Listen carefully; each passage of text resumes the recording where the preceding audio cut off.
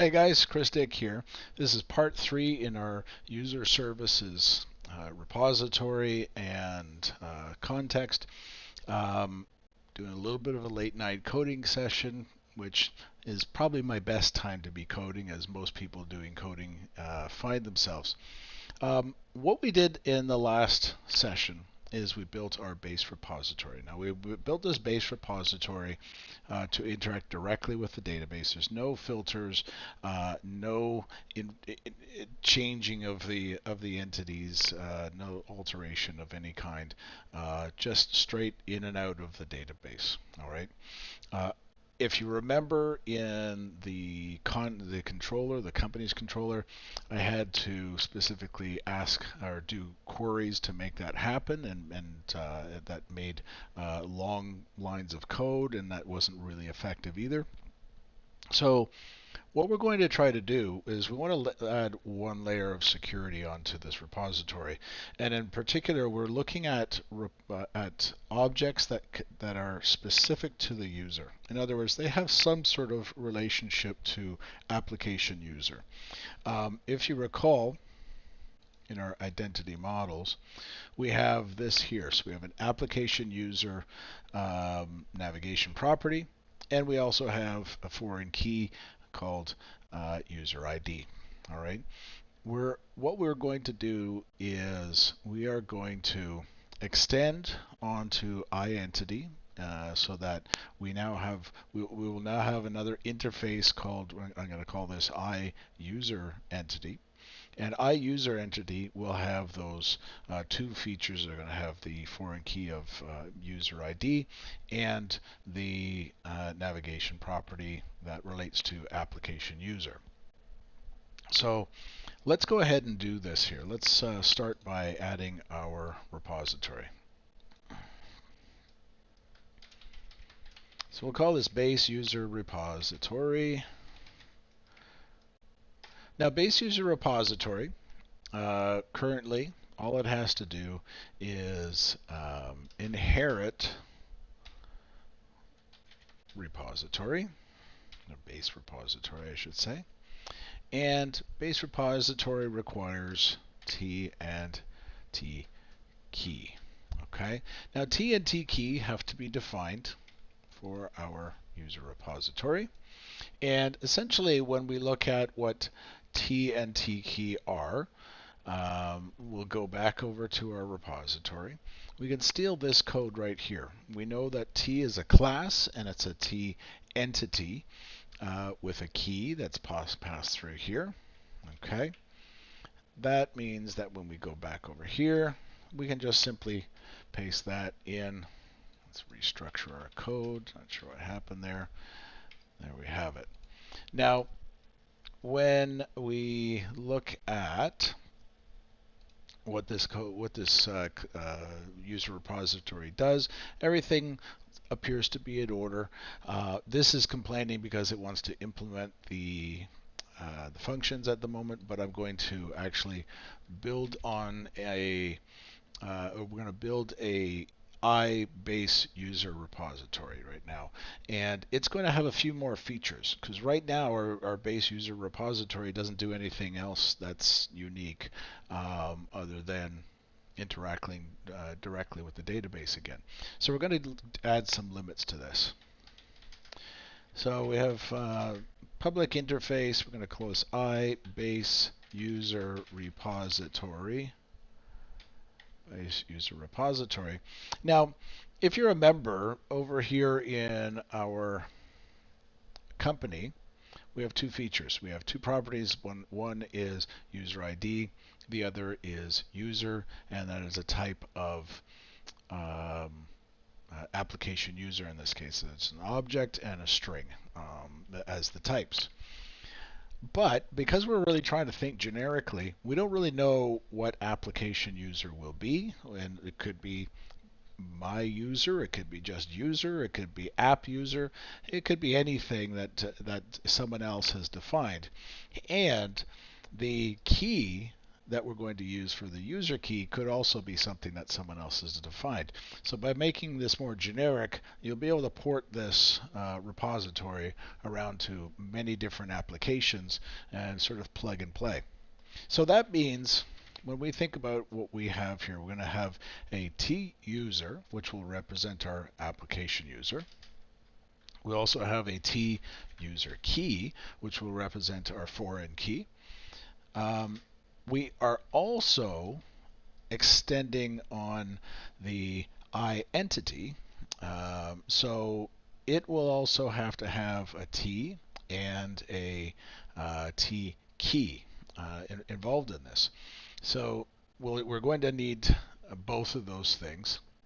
So what I'd like to do is I like to do this. I always like to have the T first. I don't know what it is, but it's just a thing that a habit that I do. And then I put the keys toward the end. Just lines up nicely at the end. So we have the two objects and then the key types whenever someone is declaring this object. Now, when we extend this, we are going to be extending with base user repository, which means that we have our T and our T key that go into the base repository. Okay. Now we have a couple things that we can already just simply cut and paste and put into here.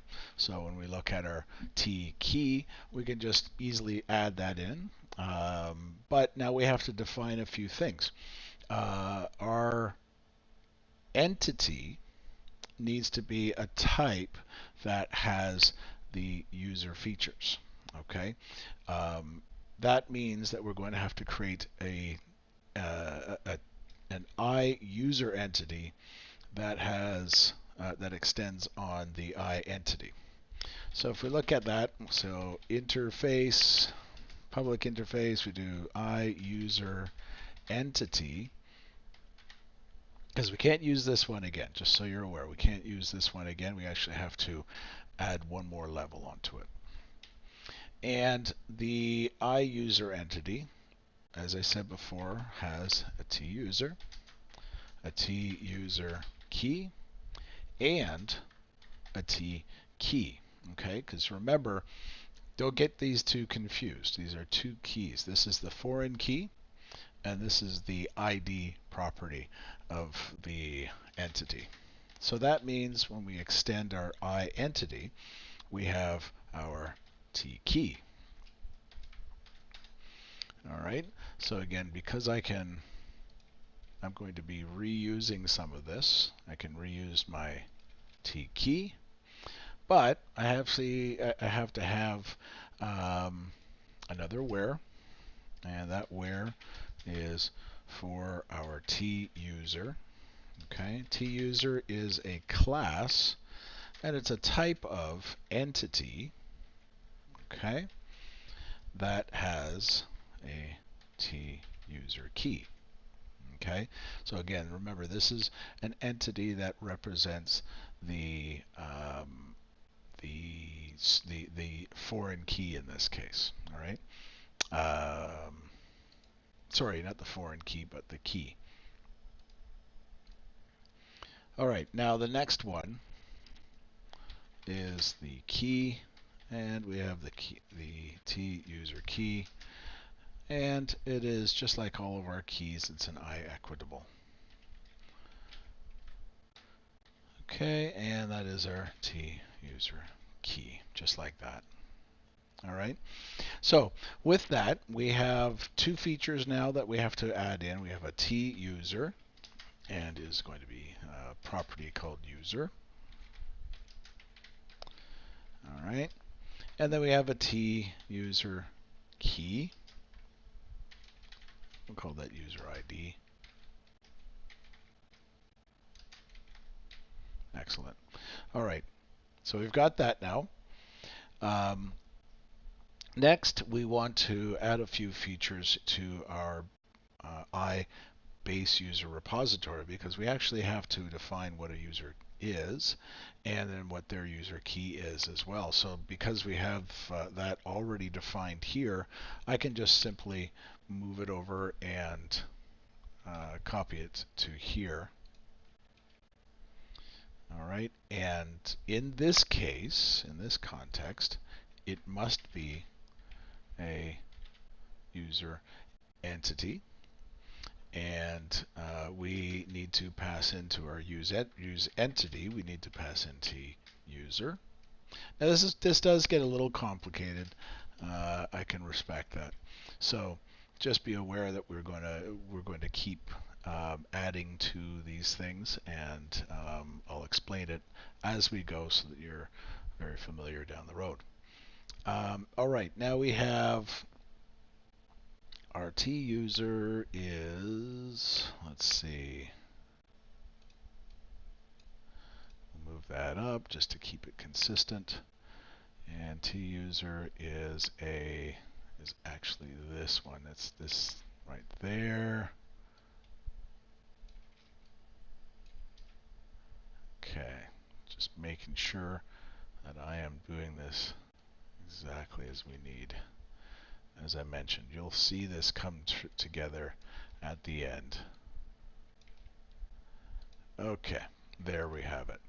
Now, our user repository has a few features that I'm going to add in. This one probably won't be used very often because the other functions basically cover it off without much trouble, but it's going to be get by user async. And I'm just adding the async. You don't have to do that, but you can use whatever you like. So in this case, I'm going to call this the user principal. User principal, and almost forgot we're just doing an interface here. Next, we're going to have a method of setting the user, because we're going to need to be able to set the context at some point. So when this repository is loaded up, we want to be able to set the context here. So this is just going to be a synchronous setting because it really doesn't have a lot to do. And it will also take a claims principal.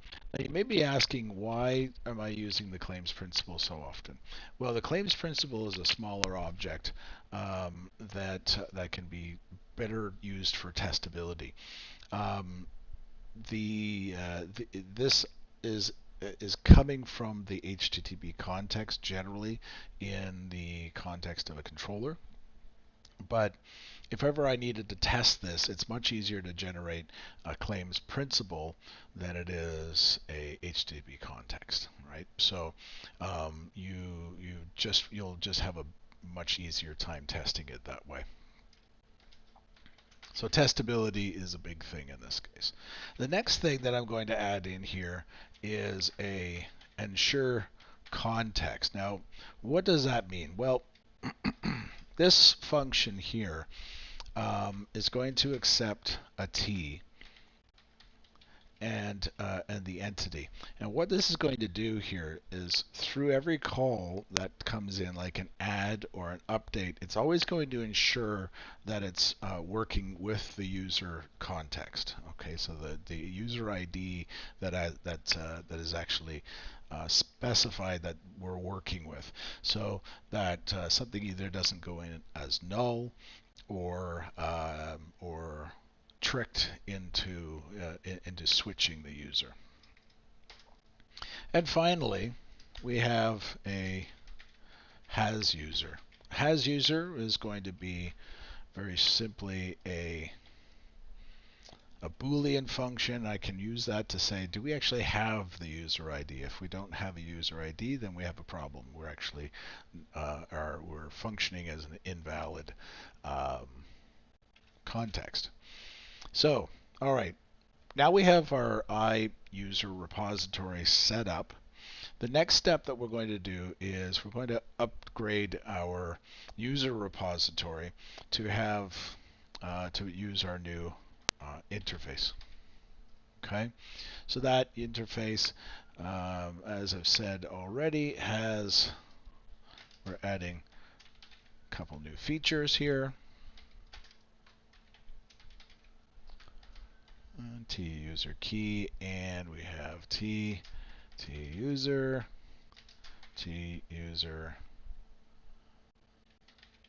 key. Okay, and then we also have to set these features here as well. Okay, so now this thing is only going to be complaining about implementing those functions. So we can go ahead and do that. All right. Now when we look at a few things that we're going to need here. Already we know that we're going to need the DB context. We need, what else do we need here? We need access to the base repository, because that's something that we can use easily. That we don't want to interact directly with the application DB context. So we're going to need a few things, and I'm going to set up a controller that has the things that we actually will be interacting with. Okay, so we have context just like that. Now I'm going to put that to a private read-only field. Again, I like to add these as an underscore because it's private. All right, now the next thing that I want to do is I am going to create a base repository. All right, and I'm going to use the interface actually. And what we're going to do here is we're going to just call this repository with an underscore. And repository will be created every time this repository is created. So repository equals new base repository, and T key can be passed to it, and we simply pass in the application DB context. So that carries off that we actually have our repository right now. Okay. Now,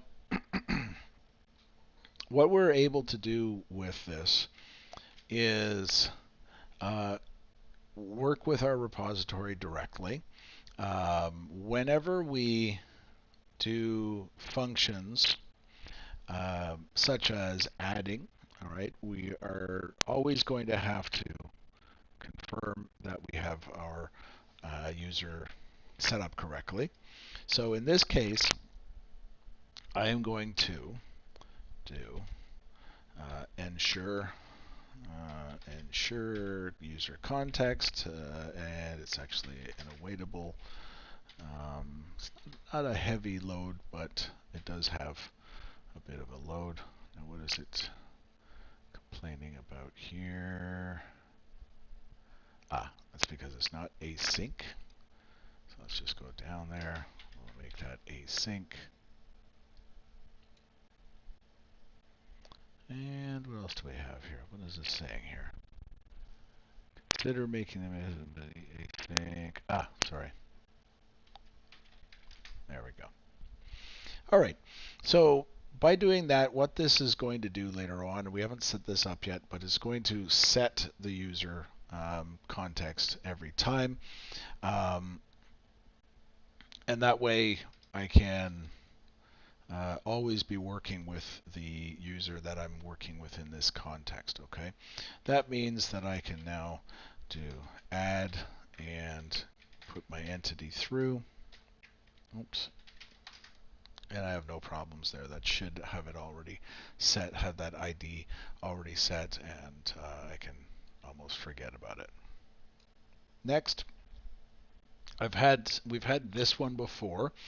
So the way this can work is because delete already checks the ID. in the base repository, I don't necessarily have to make sure that the ID is correct, but what I do have to make sure of is that it's in the user's context. So I still have to do a little bit of checking here, and when I do a find, I actually have to go out and ask for the data that's coming from within the user's context. So what I'll do here is I'm going to build this function here. So I'm going to look for the current object on the data and on the database. We're going to do a find for that. And what I'm going to do here is I'm going to throw an out of range argument if ID is not valid. Okay, so we go argument out of range. So when we throw this type of a section, it allows us to, and of course the reason you want to throw things in your repository and not in the controller is that you're going to have better management on the controller side with what happens if something goes wrong within the repository. You can respond to an error much easier externally. Always kind of remember that this might be code that kind of exists someplace outside of your application, and maybe someone has given you a library that you have to work with, and you have no choice but to work with it. Okay. All right. So with that, once we have our current, we can do our delete. If you recall, delete with the entity will also have some checking to confirm whether it's within the user context again. Okay. Now, that said, I'm going to go into our delete here.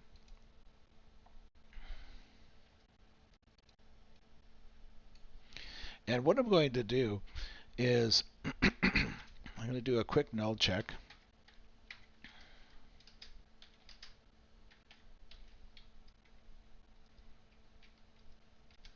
Okay. And we're going to say that if there's a null entity, we're going to say that that the entity is null. Just error out on that. So we are adding a little bit of error checking. It's kind of important to have that nonetheless. And we're going to call the name of entity, just like that. And finally, we are going to do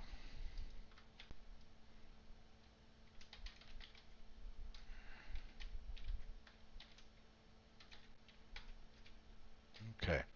Now, I haven't set up any kind of confirmation whether I actually have that object available to me. And that's going to be kind of important. So I'm going to do an exists check. Okay. Now, our exist function should be added up in our iBase repository. So I'm going to modify that a bit. This is just one of those little cheat codes that I'm going to throw in here because I think it's kind of useful to have that. So it will be a task bool return type. And let's just label it as async. Okay. And this is going to accept a T key and ID. So once again, by implementing this, it's a fairly simple function that I'm implementing, but kind of powerful because it has a lot less bandwidth than asking for a full object. All it's going to be doing is just checking to see that it exists with minimal requirement to pull any data back. Our base repository is asking us to implement that interface, so let's go ahead and implement that. Okay, so let's head down to where it implements this. And really all we're doing in this case is we're just going to return the get all, okay, and dot any, and we'll put in our function here to ensure that we have our ID, and it equals ID. Okay, so again, a lightweight function that will just give us a very fast confirmation of whether something exists or not. Now, because we're doing something slightly different in our user, we'll implement that interface over here.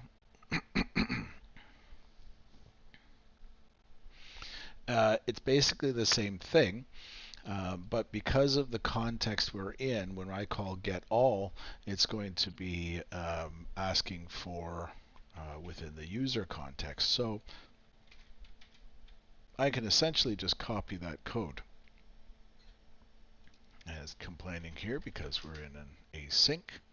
So one of the things that I was about to do here is that if the entity exists, then we can go ahead and delete it. In other words, if it exists within the user context, that's very important at this point. So we say this, we do if not await exists async and entity dot ID.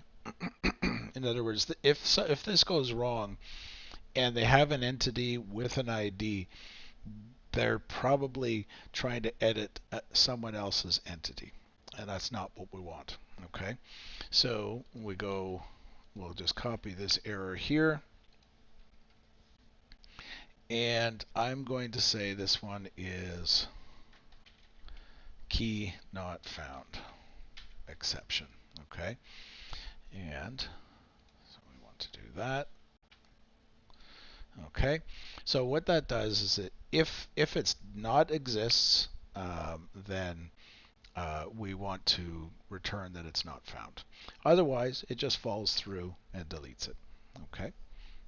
Now, as I mentioned before, we have the next thing we're going to deal with is our ensure user context, and essentially all this is doing is this. So it says the entity.userid equals entity. Oops, actually not entity. And right now we don't have a variable defined for this, so we're going to do this right now. So with this user ID, I haven't created this variable at the moment. So I'm going to create one that is a field, and it's going to be assignable. Now, you may be asking, well, where does user ID get filled? Well, it gets filled in the set user function right down here. We also need to have a private function that I'm going to build right now so that we can reuse this. You've probably noticed that we've used a function to extract the user ID from the claims principal a few times. And we don't want to have a lot of code reuse, so I'm going to put it right into this repository as a private function. If you don't feel it's necessary to have a private function, it's okay. You can keep it open. I just want to have it so that it's a slight more of a hassle to actually get the user ID. I don't like the idea of giving someone wide open access to get the user ID. Now, this function is going to accept a claims principal, and it's going to straight up just extract the information that we need from the claim. So we have user ID claim is what I'm going to pull from here, and that user ID claim comes from the user principal. We want to find the first object with claim types dot name identifier. Okay, if that exists, we want the value. Okay, so fairly easy. Now that's always going to come in as a string, and in fact it's a nullable string. So that means that if user ID claim equals null, then we want to once again throw an argument null exception.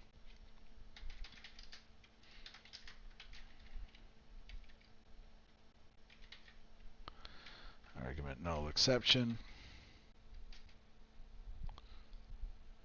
And here we're going to do user ID claim is missing. There we go. Great. Now, if we do actually have something though, we want to get the user ID. How do we do that? Well, there's a couple things. We have to, because we don't know what user key is, we're going to cast user key as the object that potentially is what we need. So we're going to do this. So it's user key, and we're going to convert the type. We're going to change the type of user ID claim to a type of user key. Okay, and then we're going to return user ID. Now, our user ID is simply going to, this is a nice reusable function that we can call anytime we ever need the user key or user ID, as long as we have a claims principal. All right, which means that in this set user, we have a requirement for using the get user ID. And what we're going to do is we're going to set that user ID variable using the get user ID. Okay, so anytime set user is called, it's going to set the user context for us.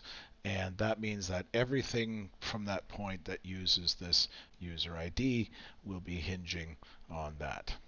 Okay. All right, so let's go back up. We've kind of dealt with some of the things here for ensuring that we have a user.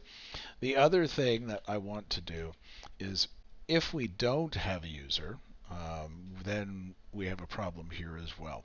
So we're going to say if not has user, then we want to, let's do this one. And we're going to say this user ID, just like that.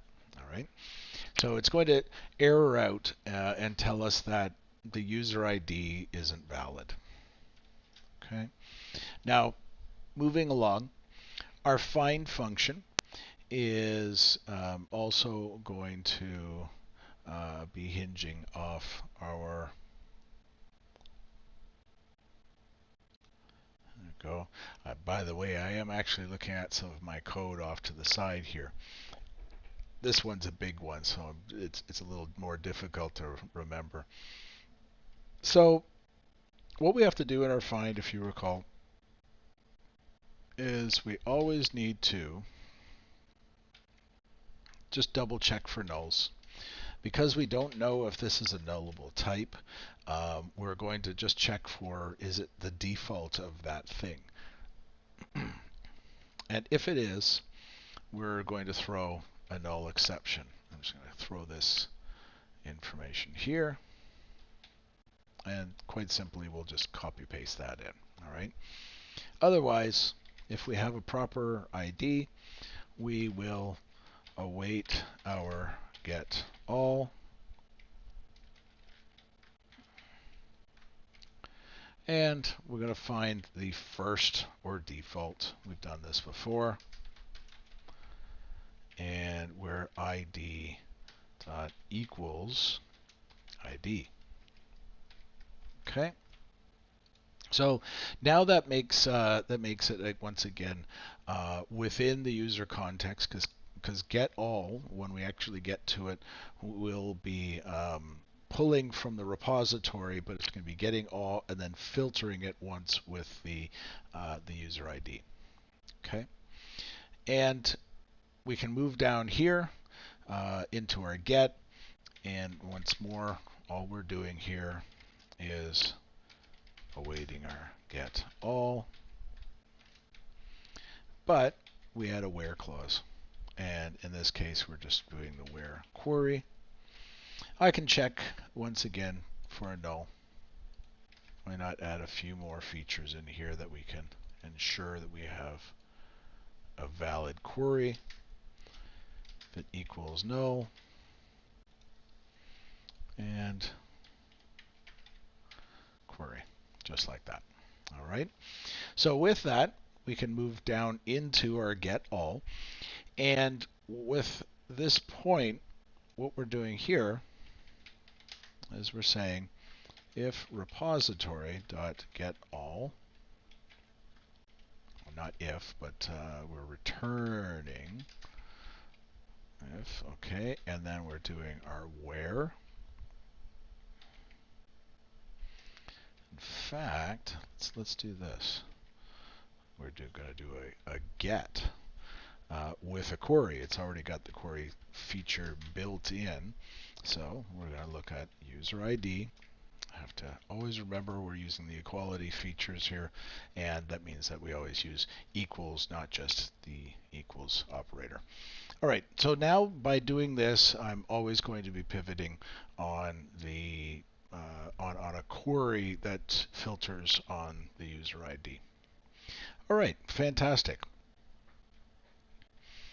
Now, for this one here, it's basically just going to return get all.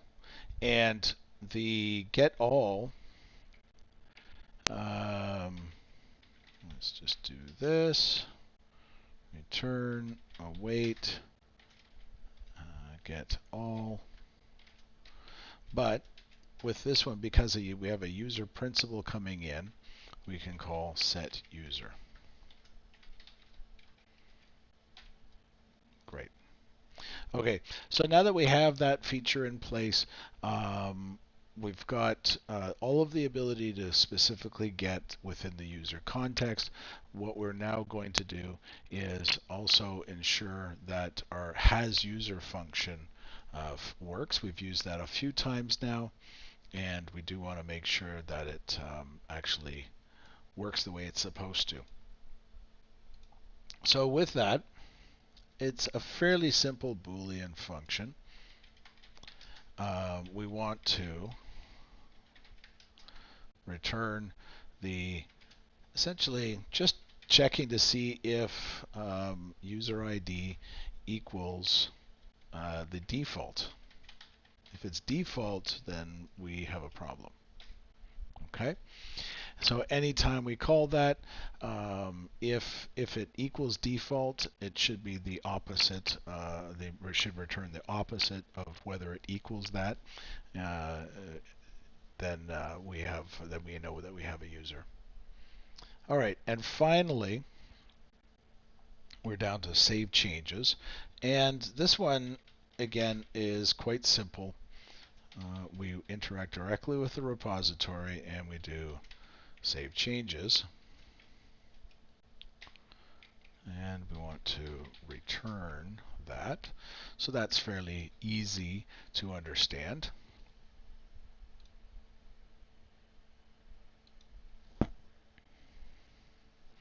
Excellent. Okay, now finally we have our update.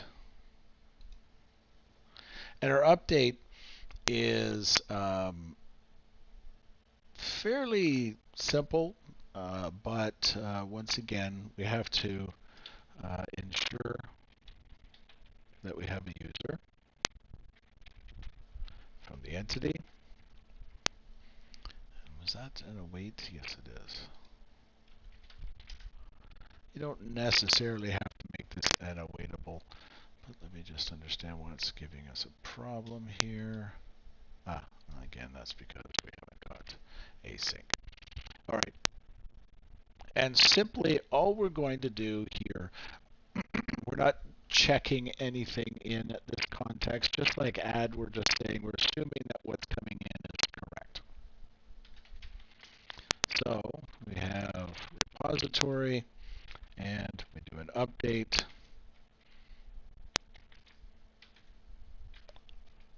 Super. Okay. Now, let's just think a little bit about some of the things that we should be checking here, because I do believe that we should check whether the ID is correct. We ensure that we have the ID, the user ID, as correct, so that's fine. But what else could go wrong? Let's see. We need to make sure that the actual entity that's coming in is a viable entity on the user's context. So we probably should do if not exists. Okay. Async. Let's just await that. And entity.id. If it doesn't exist, then we want to do that value out of range, and I'm just going to do a copy here.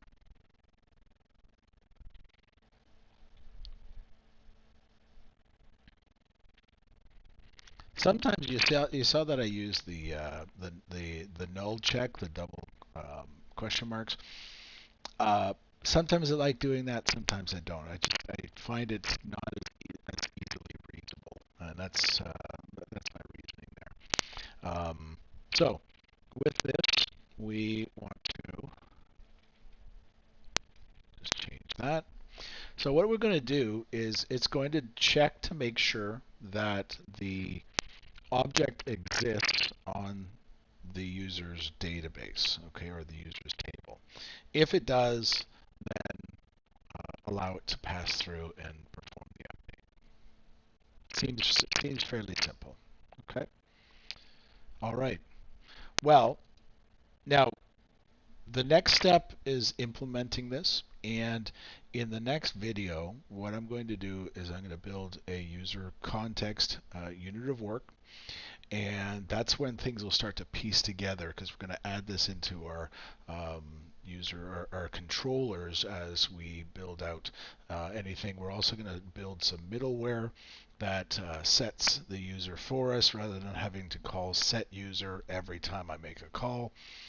So some exciting stuff will come in part 4. Thanks for watching, everyone. Remember to like and subscribe, and I hope you enjoy the video that we've created here. There's a lot of content, and I know that it's 46 minutes long at this point, but I think that you're going to gain a lot of information from this. And if you're just beginning, this is pretty advanced, but it's really usable stuff, and it's things that you can use throughout your coding career. Thanks a lot, everyone. Enjoy. Bye-bye.